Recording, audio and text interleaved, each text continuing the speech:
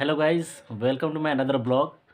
आज ठंड बहुत ज़्यादा है, इसलिए बच्चों लोग आज छुट्टी दे दिए थे और कुछ काम से घर से बाहर गए हुए थे। जस्ट अभी आए हैं तो ब्लॉग बनाने का समय नहीं मिल पाया।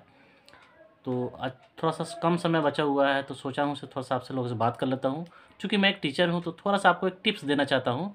यदि आपके घर में छोटे बच्चे हैं, 2 से 3 साल के अगर बच्चे हैं और वो उनको आप पढ़ाने के इच्छुक हैं, उनको आप पढ़ाना चाहते हैं, घर पे ही पढ़ाना चाहते हैं जब तक कि उनका 5 साल का उम्र नहीं हो जाता है, तो उससे पहले आपको कुछ चीज़ें उनको प्रैक्टिस करानी चाहिए। इससे क्या होगा, उनका जो सीखने का जो क्षमता है वो बढ़ जाता है। तो उसके लिए आपको कुछ चीज़ें करनी है। सबसे पहले तो ये है कि जो बच्चा जो पेंसिल या कलम जो पकड़ता है वो पकड़ने का उसको प्रैक्टिस करवाना है, पहला चीज़।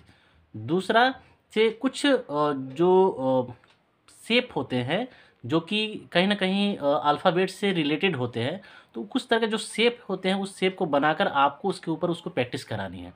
तो किस तरह से प्रैक्टिस करानी है, और कुछ ऐसे शीट बनाए जाते हैं जो रीयूजेबल है, यानी उसको आप बार-बार यूज़ कर सकते हैं। जैसे कि आप स्लेट पे कैसे लिखते हैं, स्लेट पे लिख कर उसको फिर मिटा देते हैं, तो उसी तरह का एक शीट आप बना सकते हैं और उस शीट को बार-बार यूज़ कर सकते हैं अपने बच्चे को प्रैक्टिस कराने के लिए। तो मैं आपको उसको उसको दिखाता हूँ पहले, आप उसको पहले एक बार देख लीजिए। आपको इस तरह का एक प्लास्टिक कवर फाइल ले लेनी है। ये आपको मार्केट में बड़ी आसानी से मिल जाता है, जो कि तीनों तरफ से पैक होता है और यहाँ से एक तरफ से ये खुला रहता है, जिसमें आपको क्या करना है कि आपको इस तरह का जो A4 साइज़ का जो पेपर होता है, इस A4 साइज़ के पेपर पर आपको इस तरह का कुछ लाइन ड्रॉ करना है। जैसे कि हॉरिजॉन्टल लाइन्स हो गए, वर्टिकल लाइन हो गया, क्रॉस लाइन है, ठीक है। तो इस टाइप का आपको लाइन ड्रॉ कर लेना है अलग अलग कलर से, क्योंकि बच्चे जो हैं वो कलर को देखकर कुछ ज़्यादा ही आकर्षित होते हैं। वो आप भी इसको नोटिस किए होइएगा, से बच्चे जो हैं वो कलर को देखकर कुछ ज़्यादा ही आकर्षित होते हैं। तो आपको इस तरह का आपको एक शीट तैयार कर लेनी है, और जब इस तरह का शीट तैयार हो जाएगा तो शीट को तैयार करने के बाद आपको क्या करनी है, से इस कवर फाइल के अंदर आपको डाल देनी है, ठीक है। इस कवर फाइल के अंदर डालने के बाद आपको करने क्या है, से बच्चे को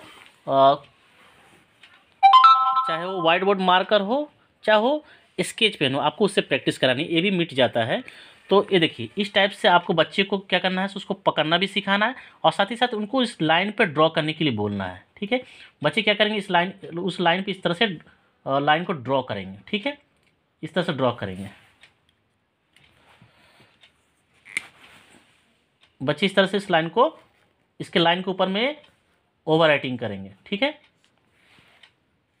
और इस तरह से ड्रॉ करने के बाद आप इसको आसानी से मिटा भी सकते हैं। ये आसानी से कपड़े से मिट जाता है, ठीक है। तो इस तरह का जो शीट होता है आप उसको बार बार इस्तेमाल कर सकते हैं अपने बच्चों को प्रैक्टिस कराने के लिए, ठीक है। और जैसे जैसे बच्चा सीखता जाता है, जैसे जैसे मान लीजिए बच्चा अगर इस चीज़ को ड्रॉ करना सीख गया, इसके ऊपर ड्रॉ करना वो आसानी से सीख गया, तो आपको करना क्या है, से इसके बाद कुछ नया शीट तैयार करना है। मिसाल के तौर पे मैं आपको एक शीट दिखाता हूँ। अगर मान लीजिए बच्चा इसको ड्रॉ करना सीख गया है, तो आप इस तरह का भी एक शीट तैयार कर सकते हैं, अ से लेकर अ तक वाला। फिर क्या करना है, उस शीट को आप इसके अंदर डाल दीजिए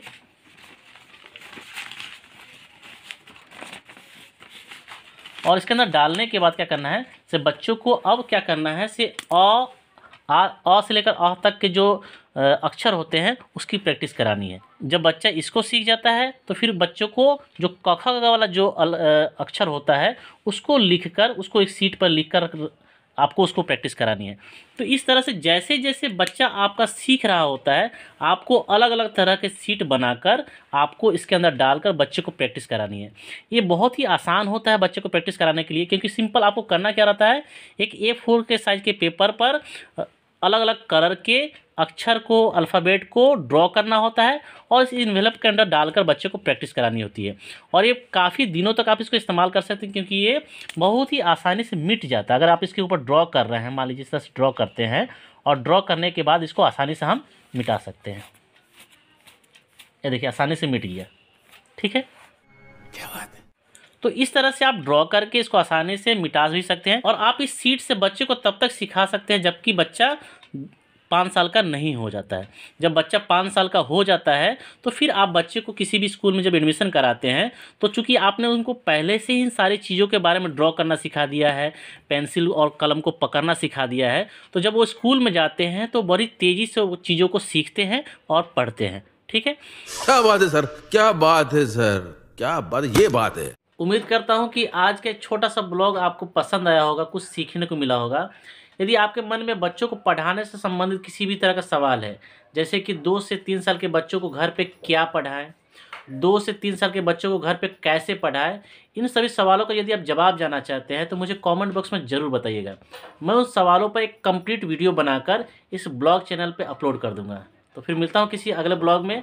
तब तक के लिए अपना और अपनों का बहुत ख्याल रखिएगा। Good bye.